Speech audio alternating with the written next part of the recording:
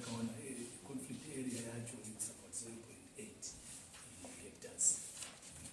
Conflict area panoti tinowe panogara kumusoro kuzasi pane gowa iri riri kubatanidzana pakati, asi gowa rainzi raingobva parakatangira kudzika kuenda kupedzisira. Saka tichitsanangura kunge vakuru vane vanga vachitsanangura, wakatsanangura kuti wakatanga kushanda panzvimbo ipapo wakapiwa the past 60 years. 1960 Thomas wakati 1966 ndo patakapiwa nzvimbo iyoyo. Wachitsanangura kudaro wakapiwa naishereshoni Mparutsa ndiye akavapa.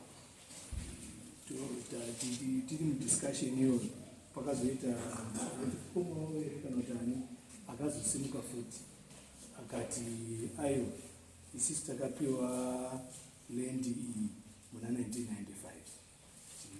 takapiwa neishe Oliver Mparutsa. Takaipiwa iri extension yatakatoenda kokumbira palendi yavo ngavagara inayo kare, vango ine lendi yavo ubva uzoenda kunokumbira ishe Oliver kuti waextended land. Saka wakachizoextenderwa ipapo. Tikazobvunzwawo kuti vanga varipo semawitness ndiwanari musi panoitika nyaya dzeland kazhinji panoda mawitness kuti pasazoite matambudziko akaita semaconflicts. Hapana kubuda mawitness baba, twakangotaura kuti takapiwa paina Silvio Mparutsa ndiye akatsapuka, Oliver Mparutsa ari iye ishe. Saka ndo chekutanga chawakataura. Then ndakazoenda ndikainterview bosi pakataurwa kunzi kwenzvimbo iyi hainombobvira yakaseenzeswa, yaiseenzeswa newainzi wekwakatebede. Saka wanakatebede ava ndo wanga waine hama dzavo varoora vavo vairi, wani anga ndofunga ndewekwamari vangepo, then umwe anga ari hama yekwakatebede ndewekwabenza, ndo wakauya wakazopedzisira vakupiwa nzvimbo kuti wani waseenzesa. Wachiseenzesa pakazoita inozi Coffee Growers Association yakanga ina chairman, handisuzvati aripo here chairman wacho panapa, anonzi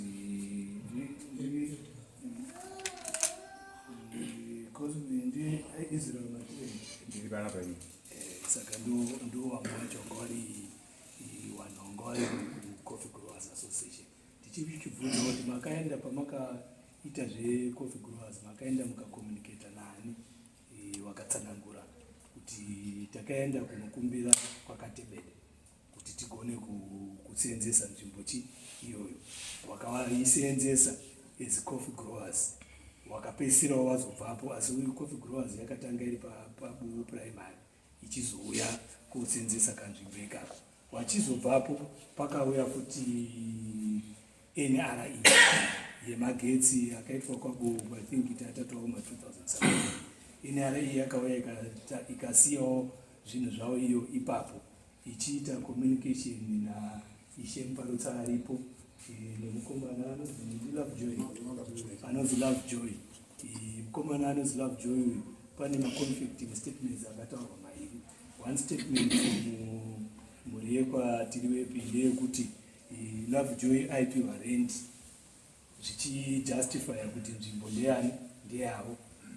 Ishe Mparutsa aripo akati Lovejoy by virtue yekuti aigara pamusoro padhuze nenzvimbo yanga ichichengetwa zvinhu neNRE, izvi ndo zvakaenda kuti ndidaidze Lovejoy kuti ange achiita security apa, obva azopedzisira akupiwawo incentive nevanhu weNRE.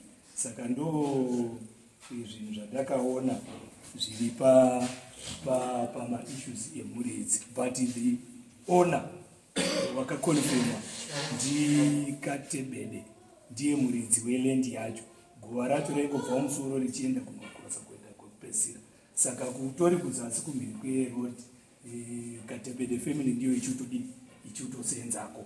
Area kadiki diki kari pazasi pana tiri wepi ndo kaakuchinetsa kuti vazukuru mari yangepo ndowanga wakapiwa nehama yavo katibede avaona tiriwepi wakuti aiwa isisu takazopapiwa ndiishe Oliver Mparutsa.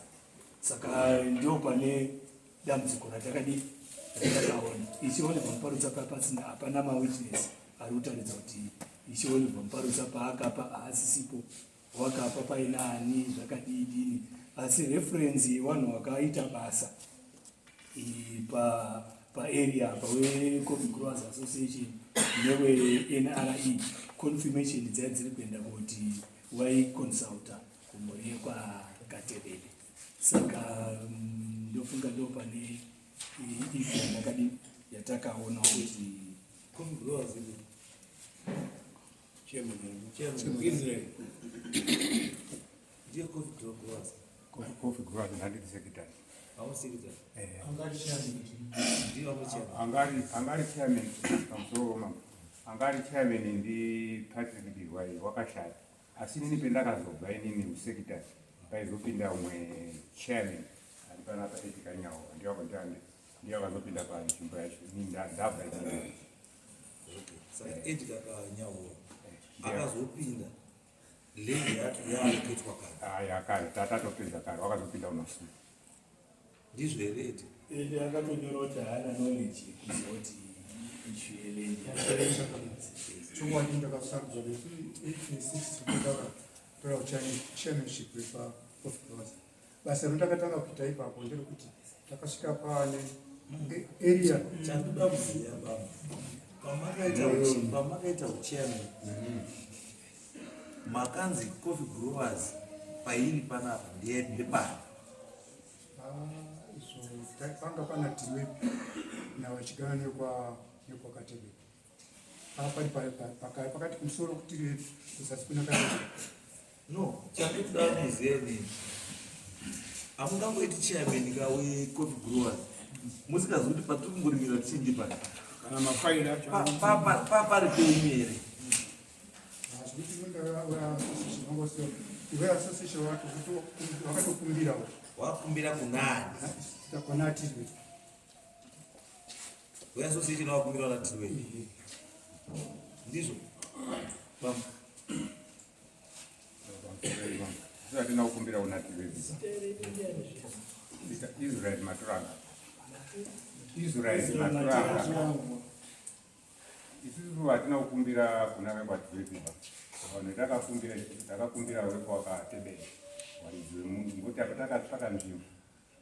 Vanhu vaiti nzvimbo ndiyo tiri kuda tabviswa pachikoro. Vanhu taungana segurupu kuzo kwazi nzvimbo tatsvaga nzvimbo taiona vanhu tatsvaga nzvimbo vanhu vakati nzvimbo ngeani nzvimbo ngekwakatebele. Saka takaenda kwakatebele kokumbira wekwakatebele. wakatebele washoti pane takumbira wekwakatebele. munoona pakutoita mubvunzo wangu because mukaita partisan nyaya yacho haidi haiperi because mukati mimi musame association uyu ndi secretary ndi chairman handika asi mutoona zvakasiyana so you become partisan. Saka mukaita partisan hapana kwati kuenda because iwe ndosapota side rako uya ndosapota side rako ndo zvakuitika. That's why ndoda katebele kana mese muri in agreement kuti land yanga yakatebele so it means munhu anofana kunge rokutaurira panapa kuti isazove yakatebele chii chakaitika ndo pane chii because kana katebele wacho atoriko anofanira kutiudza kuti sei nzvimbo iyi yakazoiswa katebele yakapiwa munhu ende kana paine munhu akapiwa ndiani akapiwa handi ende imwe wari yangu mani ndikuti wana katebele kana wari wakapa iwo kuchawo kusadarendi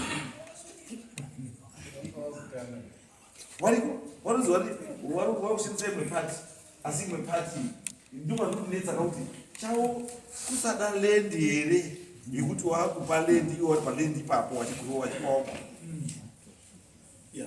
ndingomusati mataura ndadota ndinakomenda ndinyaya handisi doti partisan because zvinhu zvese zvakataurwa tainyora ende tairekoda. Baba ava vakataura kuti handiziviba any information ndakatozvinyora apa kuti akataura kuti handina ndakaita chairman inini pafamba rwendo. Handina nhoroondo yekuti vanhu apa pari pani, but I am surprised nhasi kuti zveshuwa marutaridza kuti mukatotarisa ava vakagarawo ava vakatogarawo, meaning kuti zvinezvi wauya wachironga kuti uyu wanegosheta kwaanegosheta, uyu anegosheta kwadiki waanegosheta, saka taane anza yaakukomenda apo kuti babawo varume vangu vari papo pakakonfema munhu wani kuti ndaindiri chairman ndakaenda kufumbira kwakatembea paine community yese awa tikawasimudza as the next chairman from Dirwai wakataura kuti handi nhoroondo yekuti lendi yanga iri yani handizvisiyi, saka ndatoda kuti maakuzodzoka yenyu kune nyaya yepakatembele chanamini dai baba musatosimudze maoko because hatirambe tibudisa evidence dzezvinhu zvamakaita tiine vanhu. Ndakakutaura kuti patinoita chinhu isisi tinorekodha by phone, tinonyora. Saka musati mauya munomuka mouya motichitira zvivi, hamusi witness, hamusi reliable witness. Don't contribute kune ifiri apa. Toda kuti vanhu vari apa wabatsirwe without your input. Inini makatotaridza kuti muri munhu anoshifta, ende mukashifta munotiwanzira basa isi. Tine kuti pamunobvunza tine tichinyora tichirekodha kuitira kuti tauya munomu mambo anofanira kuona picture yekune conflict tiri anofanira kuona zvitoti munhu uyu wakadai. Vatikatauya munomu munhu matanga kutichitira zvinhu you get confused. Saka chakamira ndatoda kuti muendere iperi nekubvunza nenyaya yekuti Katembele ari kupi and why is not witness achimirira kuti chaizvo zvaanga ari yemuridzi wenzvimbo sei asipo and uroti nzvimbo iyeyo wakaipa ani.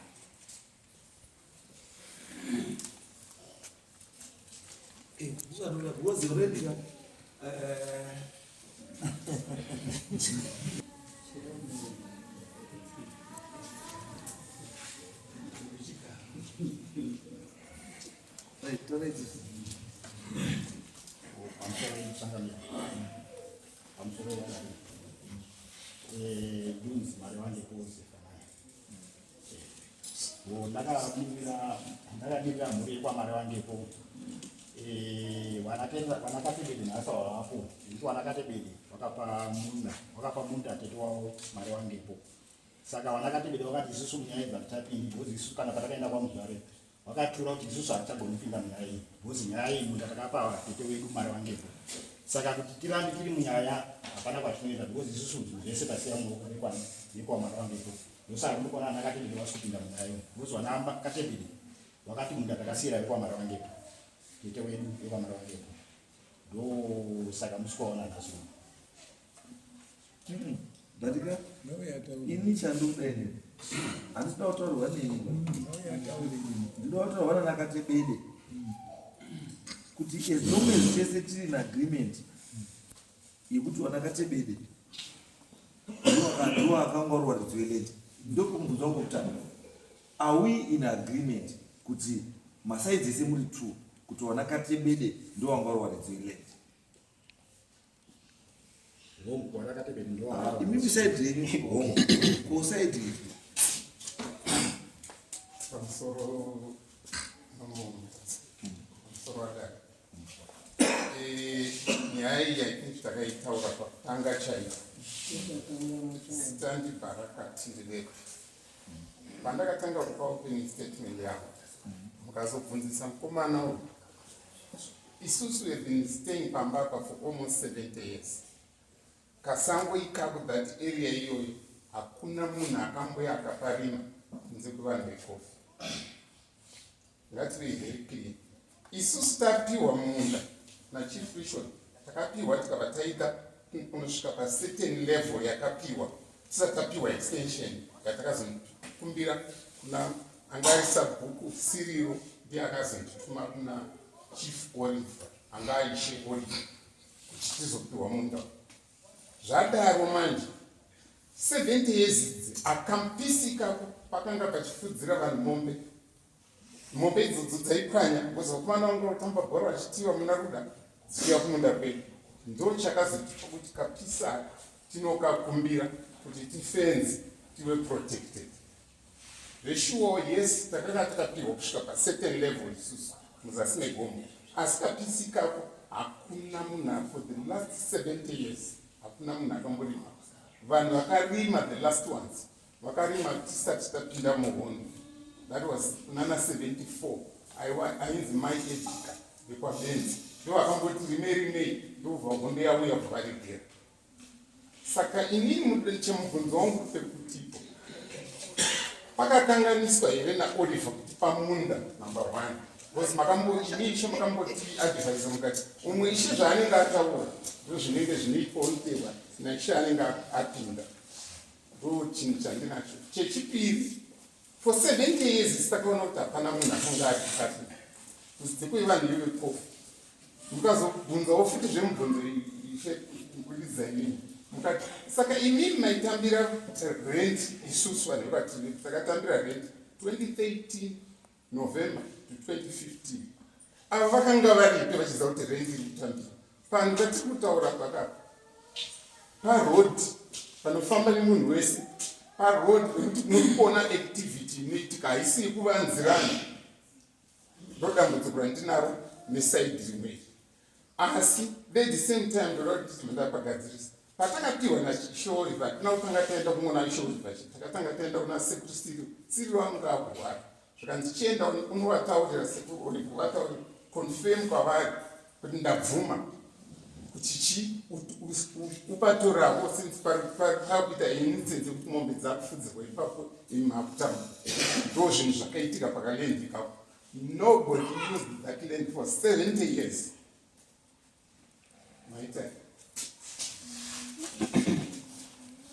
pamusoro ichakamire pamusoro emakondirasanaidari ndinoitwa edmomari wangepo magariro atakaita navanhu vekwaTriweb vari pakati pelendi yekuzasi nemugano kwandinoganurana nawo kuextenda kwavakaita havana kutongoextenda kuzasi bedziva. Pandakatogarisana navo takatomboita futi hurukuro pamusoro pemugano iwoyo. Saka kuextenda kwavakaita havana kuextenda kuzasi bedzi, vakatoextenda nepandakaganurana navo muna 2022.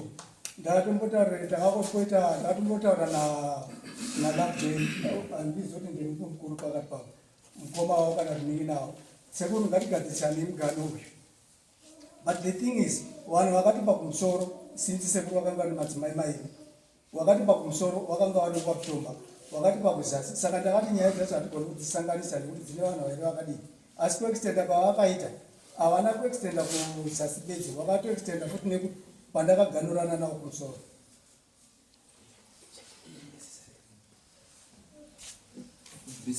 Besides varume ava two wecoffee growers umwe achiripo pamakomitees ecoffee growers angambogondwana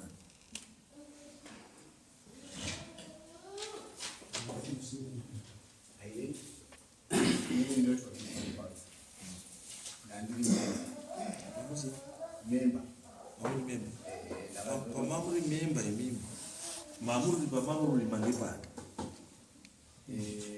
zvakaitika ngezvekuti mazire ndinoita ini makurire ndakaitawo muna 70 tisati atidza hondo muna 70 kusvika muna 74 mai 8 kabedza ndeimekopa na 8 kabedza.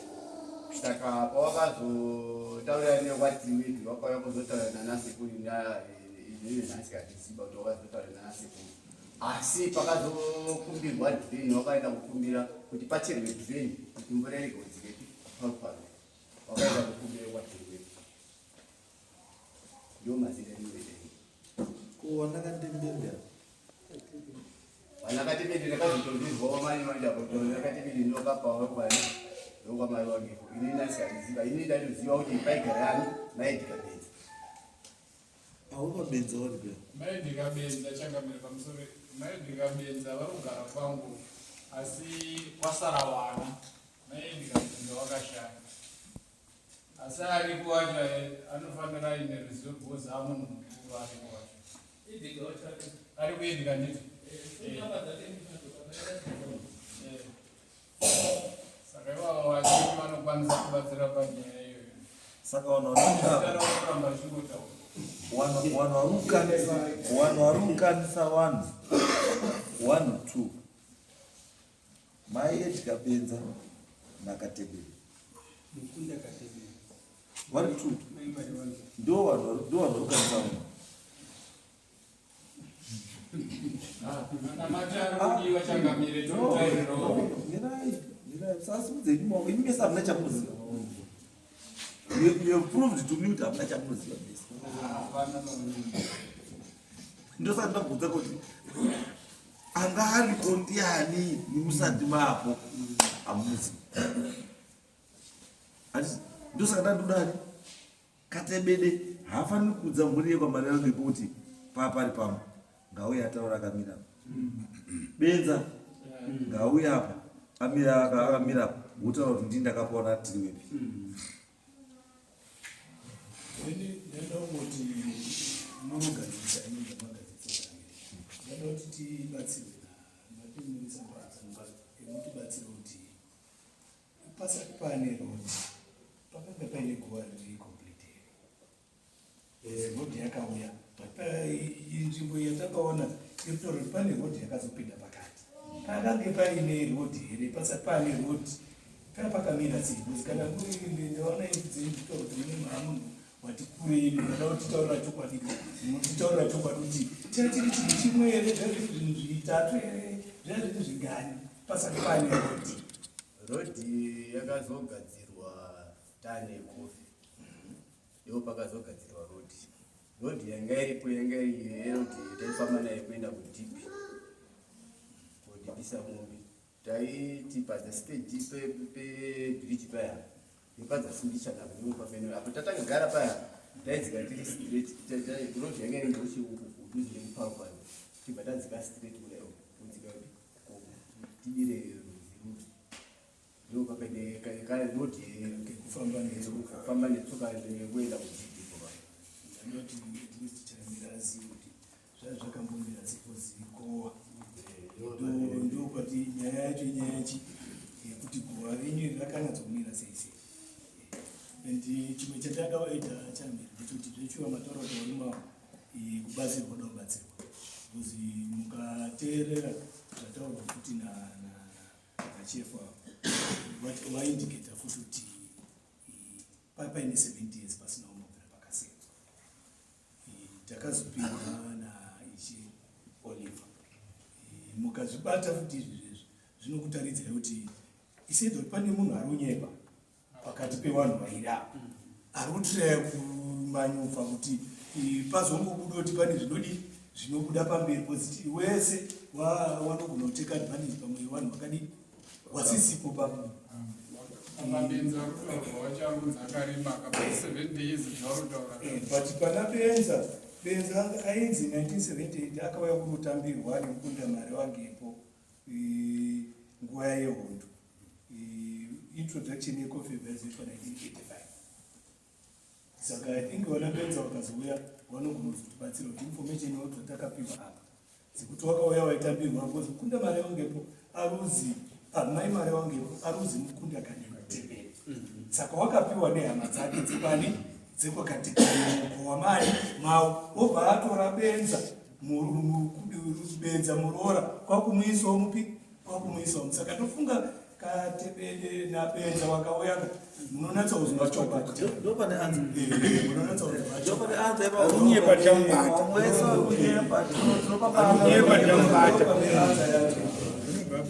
Because anyway, andifuna pa inini zvatoita zvatokasa kuita hamira hapasina nini ba ndachida kungotaura ndinoda kutaura nyaya yekutaurwa noushe yekuti vari kutiwo isusu zvakaita zvekuti pane pamba patiri paplateau ava vari kumusorosoro chaiko isi tiri kuzasi kuno saka zvazviri kureva murikuona zvazviri kureva uyo akati ndakatora mundo wake kumusoro ndikatora futi kuzasi saka initosara ndiri papi wakatora zveunosara ndo zvaari kutaura handisi ndo zvaari kutaura senzi yacho anoti uyu ari kuti ye kumusoro kwacho futi ati kumusoro kwatakapiwa kwacho akaextenda achikwira whereas kumusoro kwacho ndokwaanogara wobva ati kuzasi takatoka because uyu means saka wei yekuti atore kumusoro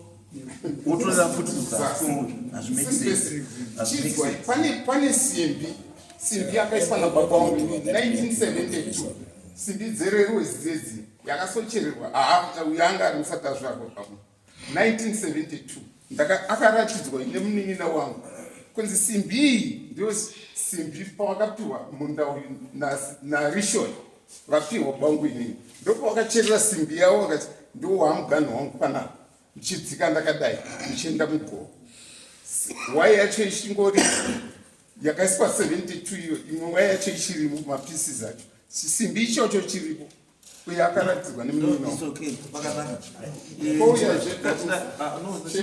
pane chinhu wani checha ava vakomana vaobliterated uyu akauya nemabulldog 2 kumba mwangu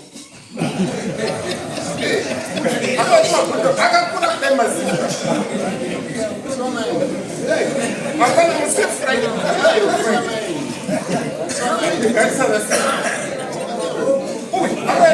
aya mani kumazimba mahombe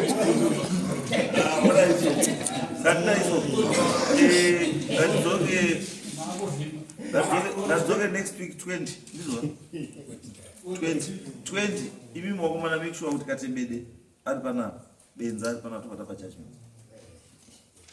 Right, and